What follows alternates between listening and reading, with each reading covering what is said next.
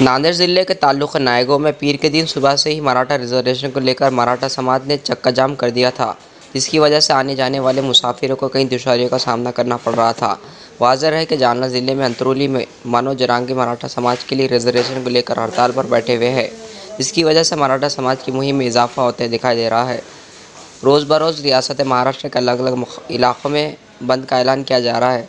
ठीक इसी तरह से नायगांव 2 दिन कबल मराठा समाज ने भी बंद का ऐलान किया था और साथ ही साथ चक्का जाम भी रखा गया।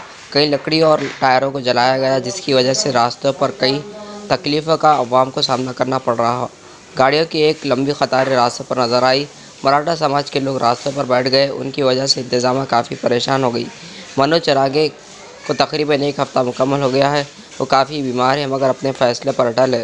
हुकूमत भी बजट और वो कोई ठोस कदम नहीं उठा रही है, जिसकी वजह से मराठा समाज की दरमियान गम और गुस्सा शदीद दिखाई दे रहा है।